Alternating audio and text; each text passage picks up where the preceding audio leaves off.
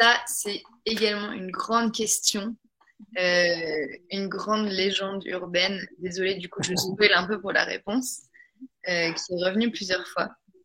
Donc, si on fait l'amour pendant la grossesse, on peut toucher la tête du bébé. Vrai ou Ah faux? mon Dieu. Archi faux. Et d'ailleurs, c'est amusant parce que pendant très longtemps, tous ces sujets-là étaient même pas enseignés à l'université pour les médecins, pour les sages-femmes, etc. Et du coup, dans le doute, il y a 30, 40 ans en arrière, quand on posait la question à des médecins, ou même là, il y a 10, 15 ans encore, il y a encore quelques médecins qui disent, bah, dans le doute, vaut mieux éviter. Mais la réalité, c'est que c'est non. Faut savoir que il n'y a que une circonstance où les rapports sexuels avec pénétration sont contre-indiqués, c'est quand il y a ce qu'on appelle les menaces d'accouchement prématuré, une grossesse pathologique, hématome rétroplacentaire, etc. De toute façon, la question ne se pose pas parce que dans ces conditions, il y a des symptômes, des saignements, des douleurs, et le gynéco, le médecin qui suit la personne va souvent dire, ou la sage-femme, repos, vous faites pas, arrêt de travail, vous ne bougez pas, situation de grossesse à risque. Il n'y a que dans ces cas-là que la pénétration elle est contre-indiquée. D'ailleurs, les rapports sexuels pendant la grossesse sans pénétration, il n'y a pas un médecin au monde qui peut les contre-indiquer. Ça n'existe pas, les contre-indications aux caresses et aux bisous. Il n'y en a pas. Donc, par contre, l'histoire de la tête du bébé. Non seulement c'est faux parce que le bébé et sa tête ne se retournent vers le bas qu'à la fin de la grossesse.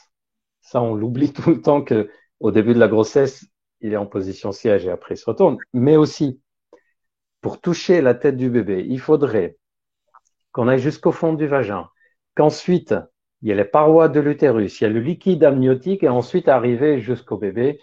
Et tout ça, c'est en ayant des parois qui sont présentes. C'est mécaniquement illogique et ça n'existe pas. Et de toute façon, il y a déjà eu des études qui ont clairement démontré que des femmes qui ont des rapports sexuels avec pénétration, même au troisième trimestre, et des femmes qui ont des rapports sexuels sans pénétration au troisième trimestre, au bout du compte, quand on les surveille accouchement, post-accouchement, il y a les mêmes risques de problèmes que de pas de problème.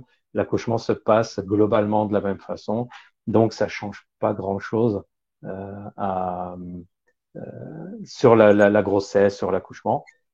D'ailleurs, c'est marrant parce que c'est un mythe très récent. C'est dans nos sociétés modernes, là, depuis quelques siècles. Parce que quand on remonte au siècle d'avant, par exemple, chez les Égyptiens, au moment des pharaons, on encourageait les couples à avoir des rapports sexuels avec éjaculation dans le vagin pendant le rapport sexuel, parce qu'à l'époque, on était persuadé que le sperme contenait des cellules nourricières pour le futur bébé, futur fœtus, le futur enfant. Donc tu vois comment c'était une croyance complètement différente que maintenant. Et non, le syndrome dont tu parles, que le pénis peut toucher la tête du bébé et peut même lui faire du mal, on appelle ça le syndrome de Pasini, au nom de Monsieur Pasini, un Suisse qui a décrit ça beaucoup. Donc c'est une légende urbaine, non, il n'y a pas de danger, il faut retenir une situation. Si la personne enceinte doit être en repos strict parce que la grossesse est pathologique, c'est la seule situation où il ne faut pas pratiquer de pénétration. D'accord. Très bien, merci. Je pense que quand on va poster cette vidéo sur YouTube, ça risque d'intéresser des gens.